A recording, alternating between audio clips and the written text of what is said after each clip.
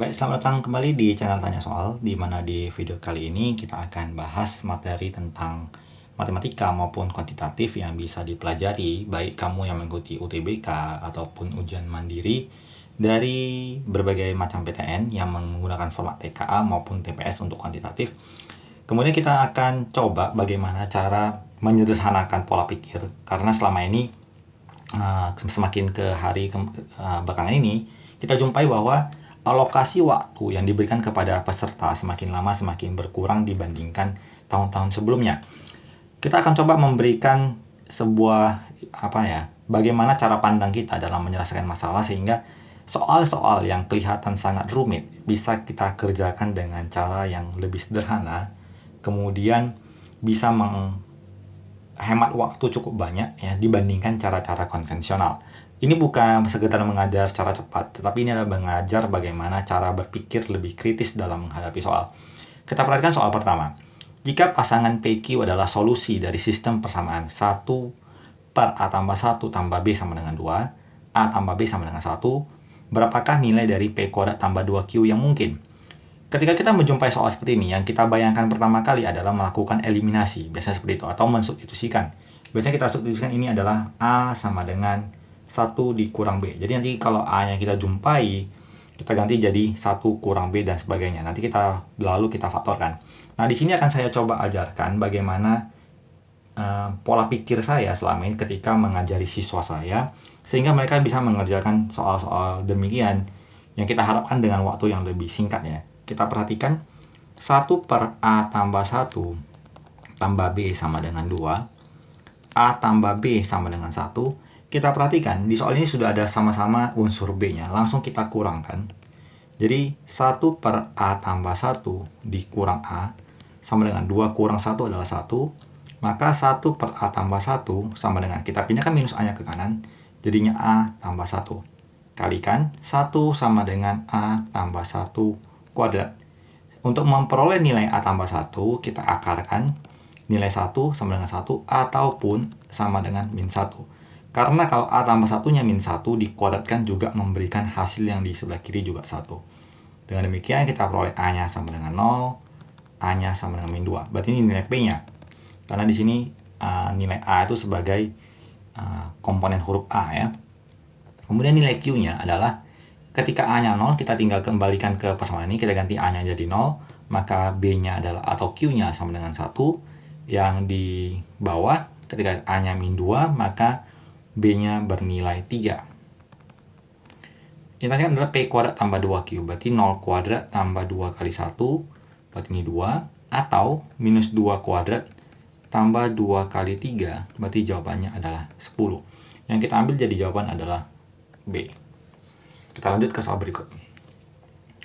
Diketahui perbandingan jumlah 9 suku pertama dan jumlah 6 suku pertama berdasarkan aritmatika adalah 3:1. Kita perhatikan perbandingan.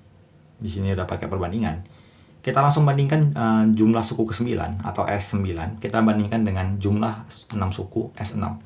Di mana rumus umumnya Sn itu sama dengan N per 2, 2 kali A, tambah N kurang 1 kali B. Dengan demikian, kalau S9 berarti 9 per 2 dikali 2A tambah 8B. Dibandingkan dengan S6, 6 per 2, 2A tambah 5B sama dengan 3:1. Yang 2 ini kita coret, 6 dan 3, kita bagi 3, ini 2, ini 3. 3 dan 3-nya juga habis, kita kali silang. 2A tambah 8B sama dengan, kita kalikan 2 ke dalam, 2 kali 2 jadinya 4A. Tambah 2 kali 5 jadinya 10B, kita pindah luaskan, B-nya kemari, A-nya kemari. 8B dikurang 10B minus 2B, 4A dikurang 2A, jadinya 2A. Kita bagi 2, A sama dengan min B. Yang ditanyakan soal adalah perbandingan suku 9 banding suku ke-6, di mana UN rumusnya adalah A tambah N kurang 1 kali B. Jadi U9 berarti A tambah 8B. Kita bandingkan dengan U6 adalah A tambah 5B. Dengan A-nya adalah minus B, berarti minus B ditambah 8B banding minus B tambah 5B. Hasilnya adalah 7B banding 4B. B-nya kita coret, kita peroleh jawabannya adalah 7:4. Maka jawabannya adalah option B. Kita lanjut. Bilangan asli berturut 2, A, B, 3, C, 7, D, 9 tidak memiliki modus, maka nilai BC kurang AD adalah. Jadi karena sudah terurut, berarti angka-angka yang berada di AB ini boleh 2, boleh 3 seperti itu.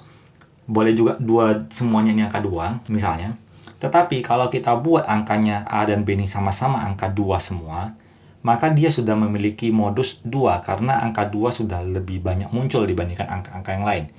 Maka supaya memenuhi kalimat soal tidak memiliki modus, maka satu-satunya kemungkinan bahwa nilai A itu adalah 2, B itu 3, C itu 7, dan D itu 9. Sehingga angka 2-nya muncul 2 kali, angka 3-nya muncul 2 kali, angka 7 juga 2 kali, begitu juga 9.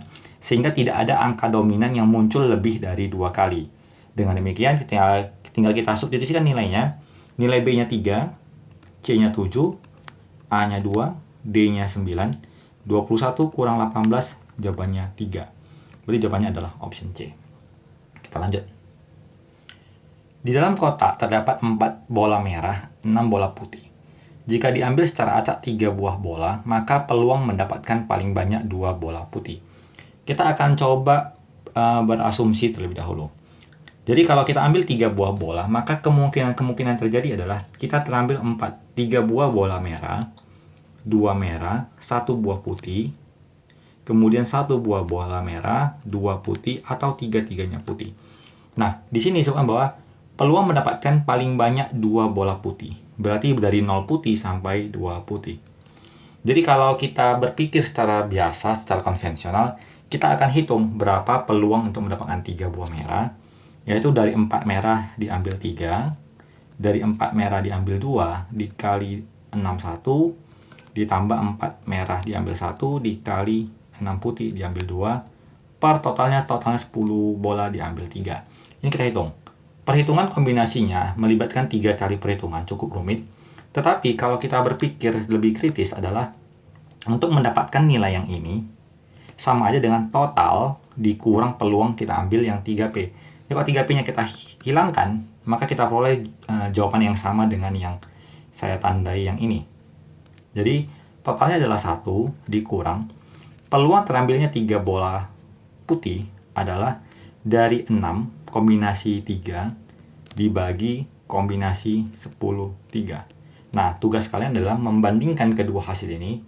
Nanti silakan dicantumkan di kolom komentar bagaimana hasil yang kalian dapatkan, apakah memberikan jawaban yang sama, dan menurut kalian lebih cepat metode yang mana.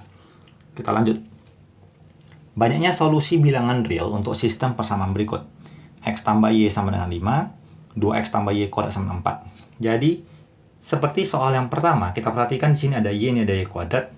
Agak susah untuk mengeliminasinya. Kita fokuskan ke si X. Di sini di atas 1X, yang di bagian bawah 2X, kita kali 2 ini. Jadi kita peroleh 2X tambah 2Y sama dengan 10. 2X tambah Y kuadrat sama dengan 4. Kita kurang, ini habis.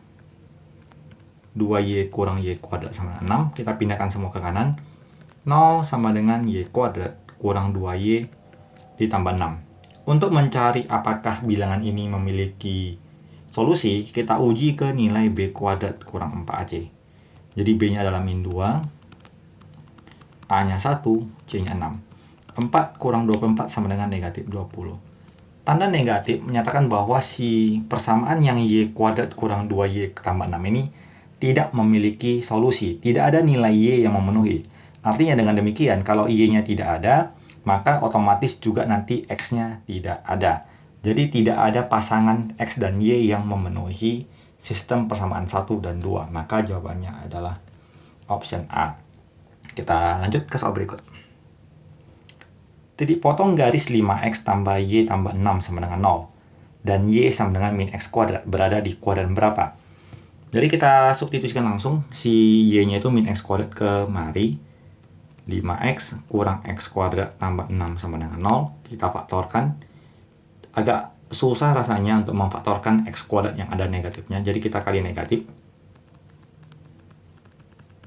Kita peroleh seperti ini. kita faktorkan menjadi X dikurang 6 dan X tambah 1. Berarti X-nya sama dengan 6, X-nya sama dengan min 1. Kita masukkan 6 ke si persamaan yang ini. Berarti nilai Y-nya sama dengan minus 6 kuadrat minus 36. Dan Y-nya sama dengan minus dari min 1 kuadrat, maka min 1. Berarti titiknya adalah 6, minus 36. Dan min 1, min 1. Kuadran itu terbagi 4. Kuadran 1 adalah ketika X-nya positif, Y-nya positif. Kuadran kedua adalah X-nya negatif, Y-nya positif. Kuadran ketiga X negatif, Y negatif. Kuadran 4 adalah X positif, Y negatif. Kita perhatikan ini X-nya positif, Y-nya negatif. Berarti di kuadran keempat. Yang ini X-nya negatif, Y-nya negatif. Berarti berada di kuadran 3. Maka jawabannya adalah option D. Jadi demikian pembahasan yang bisa kita sampaikan dalam kesempatan kali ini. Semoga bisa menambah wawasan dalam bagaimana menyederhanakan soal sehingga lebih mudah dikerjakan. Semoga bermanfaat dan sampai jumpa di video berikutnya.